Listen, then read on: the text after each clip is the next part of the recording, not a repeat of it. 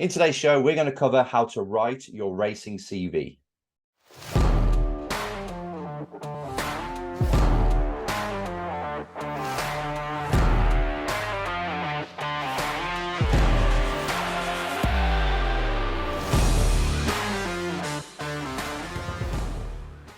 Race drivers, this is Enzo with the Race Driver Coach Show, and today's topic about making a racing CV, or actually, I'm going to pretty much show you how not to make a racing CV, but to put one together, I still think nowadays it's important because you're going to contact many race teams for a drive, just to ask them what their budget is, anything where it's contact for the first time, and you need them to see who you are, what you've done in the past, to kind of sell them really. And I think a Word document or a PDF, like mini brochure of you, your experience, the results you've got in the past and highlights from your career is actually still valuable. I mean, it's an old school thing, right? To have a CV, you go to a job a job interview and you show them the CV with all your work experience and education and stuff. But race drivers need it as well. We have a sponsorship proposal. We've covered sponsorship proposals before on this show, and we will in the future again, most likely. But that's one thing. And normally you have like an overview of who you are, what you've done on page 2 or 3 of a sponsorship proposal, if it's important for that kind of pitch. But having a racing CV that goes into a little bit more detail of what you've done, only a little bit more detail, but still, it's on paper, it's there for them to see. You add it as like a Word document or a PDF brochure, but I still think you need one. So why not do a show? And actually, where this came from was an ex team manager of mine of an old, race team I used to race for back in the early 2000s. He sent me a text about, I don't know, a week ago saying, Enz, look what I've found. It's your CV that you sent me to get a drive with us. And straight away I looked at it and I noticed as I looked down the page, just the photo, that there's at least 3 things on that CV that I teach drivers not to do. Okay, I've got to drive with this team. Thanks, Bennett. Thanks for putting up with me back then and having me on your team. It was a great time, obviously. But it's still, even though I did it wrong, he must have seen it and thought, okay, the kid's pretty good. He's done stuff before. Let's give him a shot. I don't know. I don't know what was going through his mind back then. But still, I looked at it and thought, you know what? When he sent me this picture of it, I've got to help drivers not make the same mistakes I did, because the amount of times I sent that CV out and it got ignored and not taken seriously, I can kind of see why. And that's what I want to run you through right now today, is to show you what I did in that CV and then just to help you create a better one. Now, to make this simple, when it comes to the CV, I'm just going to give you 2 things that I want you to include, good things, and 2 things I don't want you to include in the CV, or avoid 2 bad things. So I'll make it really simple. On the screen now, you can see the good things are, number 1, facts. People want to come to your CV, look at your CV, and just be presented with cold, hard facts about you. Bullet points, this is how I did. These are the results. Maybe the team I was with or the championship that I was in under each year. That's all they really want. And the second thing that's good to have on your CV is a tiny amount of flamboyance. Now, when I say flamboyance, you'll see it on my CV. It's when you take something that's kind of cool or a certain aspect of your season and you make it sound a bit better, without going over the top and making it sound too much. Like, come on, you're dressing this up too much. So far, all we want on a CV is cold, hard facts, bullet points. This is how we did. These are the highlights. And then a tiny bit of flamboyance to make things sound a little bit better. Not hard, right? But the things that I want you to avoid, 2 of the bad things that I've done on my CV on that past one, and what I want you to not do, are these. Firstly, waffle. Nobody wants to read too much text about you.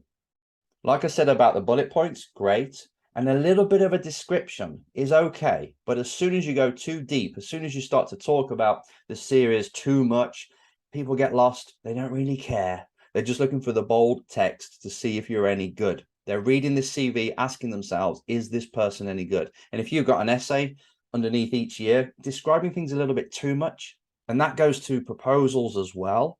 If you're taking a proposal to a company and you've tailored this proposal to deliver them things that you know are valuable to them, but then you're waffling on about stuff, you're waffling on about your own racing when it's not important. All they care about is getting more clients. They don't really care about your hobbies and things like this. You've got to cut out the waffle. And the second thing I want you to avoid is pointless excuses or pointless information. A bit like waffle, but this time it's like I scored a P2. That was my highlight of P2, but I would have gone better, but my tires fell off, or they dropped off the performance, or my engine went. This kind of stuff is not important. They just need to know the facts. Remember that. Pointless information and excuses for why you didn't really improve or get the result you could have got, it doesn't matter. They deal in results, black and white. So remember that. So these are the things that are pretty much opposite to what I did when I sent that CV out quite a few times. I mean, there's certain elements of the CV that are pretty cool. And if I was writing one now, I would do it again. Now, the elements that I do like is the actual layout.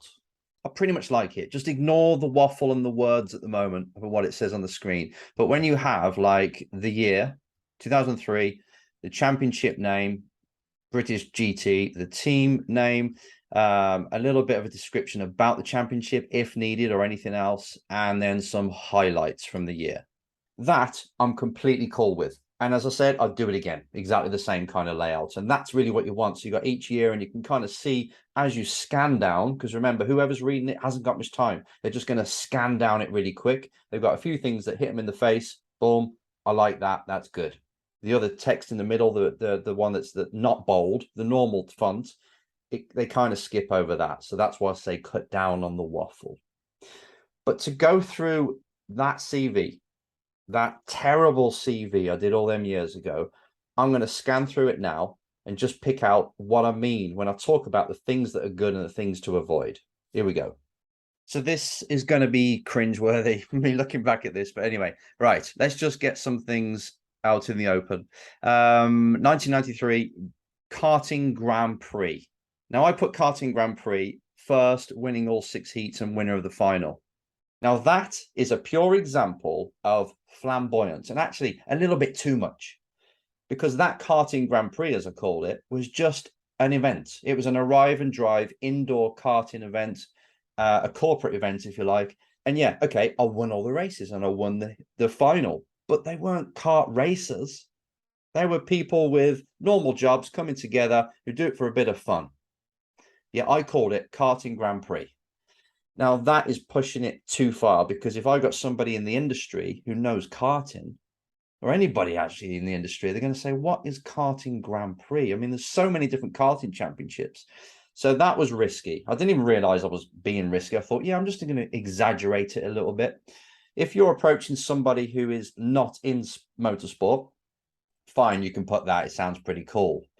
And to give you a bit of a story of when I did that, in a few years later, I was good at doing this flamboyance and over the top, especially to people who were not in the industry. So I won the Formula Ford championship, not the Formula Ford championship, not the big one, a secondary one. Yet when I called up, I was phoning up PR companies, and I was after a PR company to help me put together a brochure for sponsorship, to design my logo, help me with my website, anything PR. I wanted a PR partner, but I couldn't afford one. So I was asking for their services as sponsorship, and I put their name on the race car, and I would find them clients, other racing drivers as clients and race teams. So it would pay for their little bit of work that I want. I'd had a sponsorship deal, right? And that's pretty much how I did a lot of things in racing, just for a sponsorship tip. If you know you're going to a company that can offer a service, not money, but service, and you can give them the sponsorship benefits, do it, because it worked out really well for me. This did. Anyway, I was calling up. I went through the yellow pages. We used to have yellow pages back then, right? Not the internet.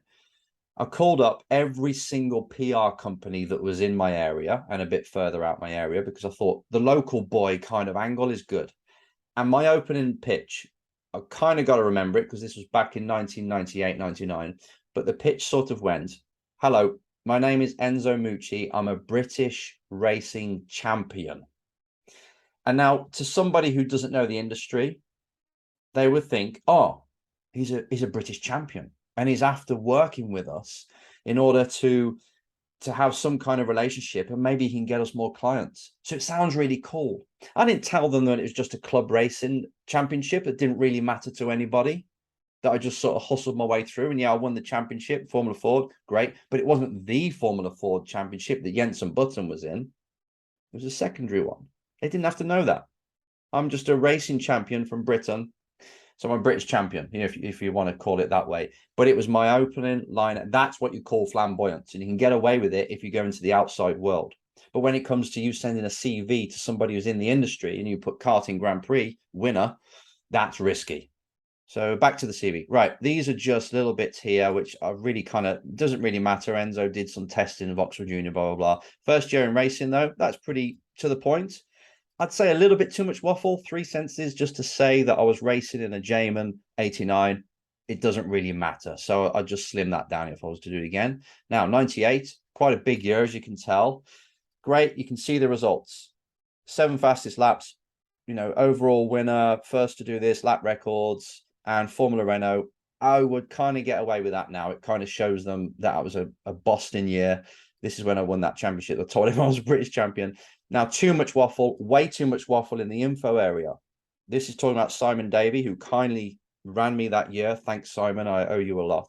But then it goes talking about Simon Davey, how he raced against Nigel Mansell and Senna. Really not important. Cut that straight out. The F3, I did half a year. It was ARP F3, not the mainstream one, secondary championship again. Not too bad, pretty good. But this is where we get into the excuses. Enzo, bad Enzo. Right, you finished 6th at Mallory Park after dropping last. Not really important. And then the second one says, I finished 5th in Brands Hatch after the car overheated, so I'll qualify 15th. Not important, full of excuses. It's waffle and excuses. We're not interested in this. Pembrey got 8th position, started from last. What's all this talk about starting from last, dude? They don't care. They really don't care. So there's no need to say that that's that waffle I was talking about. Or should I say that's the excuse finding, the pointless information that kind of you're saying, I am better than my results. It's really echoing or saying to the person, I haven't really got many highlights. So I'm just going to tell you what could have happened and why it was good. Leave it out. And as for this one here, Snetterton, DNF, qualified 3rd. It's not really a highlight. You could have easily said how many times you qualified in the top 5 and how many times you finished in the top 10 or 5, should we say. That would have been a lot better. Scrolling up, we've got, Winter Challenge. That was good. Vice champion. Let me just stop things there. I hate the term vice champion. It's kind of like a boxer losing a match, boxing match, or a football team losing a match and saying, we were runners up. Hey, you lost. You didn't win the championship. You can't even have champion in your title. You are just runner up or P2 in the championship. As soon as you start to say, I'm vice champion, it's the ego talking. You're not tricking anyone. I mean, it's again to the outside world who are not in racing. Maybe vice champion has got some legs to it. But if you're talking to people in the industry, just say P2 in the championship. So I can't believe I did that myself. I hate it when people do that. So it's a pet hate I obviously got after this. But I was so in my own world, so thinking I'm the best thing and I want to sell this. You can get carried away. That's what I want you to avoid, getting carried away. You've got to speak the truth, give them facts. All right. It's kind of like in America, they've got a term called off pole. So if you're starting P2 on the grid, they say, I'm starting off pole. No, you're not. The person on pole starting off pole, you're second. And it's the same kind of thing, right? We've got to avoid these little bits. Well, you don't have to avoid them. I just suggest you do because it sounds like you're just fluffing things up a little bit too much. Anyway, back to the CV. 2001 looks pretty good. You've got like this is also not really needed, Enzo. The world's first racing driver to win an Alfa Romeo 147. Nobody cares. Okay, won 3 races, you could say. You could put this into one sentence saying set lap records at Croft and Mallory, won a race from 28th on the grid. It's all right. I suppose it's a highlight, not too bad. This one here, I hate, overtook 10 cars to score 6. Nobody cares. Just say you finished in the top 6. You're a top 6 runner. Would have been easy. Look at that. Pulled a maneuver, an overtaking maneuver off of the year. Oh, of the year off. Oh, so it was overtaking maneuver of the year. Nobody said this. This is my title. Passing 7 cars into one corner to take 2nd place at Rockingham. Let's be honest again, Enzo. You did. You did the move of your life. It probably wasn't the move of the year. Who knows? Can't prove it. Could have been a better overtaking somewhere else.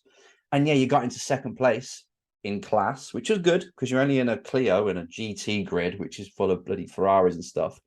However, later that lap, the Ferrari hit you up the back and it made the clutch spin. It broke the clutch or did something, overheated it. We don't know. And the clutch was spinning, so you didn't really finish in 2nd. Again, Mr. Enzo was good at spinning the truth here. So he really did show people that read this like, oh my gosh, he got 2nd place in that car. Amazing. Well, I didn't. I just took 2nd and it lasted for 3/4 of a lap. So bringing you back to how to present yourself on paper, whether it's a Word document or a fancy brochure, is to cut out the fluff, to cut out the waffle, to only deal in facts. Don't over exaggerate stuff. Have a little bit of flamboyance to the way you describe things. Great. But you don't really need to overdo it so you get caught out and make it sound like you're a rookie and you don't really know what you're talking about. You got to talk the language if you're going into the industry itself, but then you can get a bit more. You can exaggerate things and be a bit more flamboyant if you go to the outside world, speaking to sponsors and things like this. Just don't lie. I suggest that you put this together now. If it's winter, it's off season, which actually is when I'm recording this for most people. It's time to put one together that you're going to start sending out to people, and put another one that's kind of like to the outside world, where if you are trying to get a PR company and you want to show them a resume of your results and how good you are as a driver, do one that is a little bit more flamboyant or talks a bit layman terms in racing. Fine. So you've got 2 different types of CVs, but I suggest you do it. Learn from my younger self mistakes. Take what you can from what you've seen. And yeah, let me know if you need any more information on this side of things. If you want me to do a video on something similar. Thanks for watching or listening. See you next time.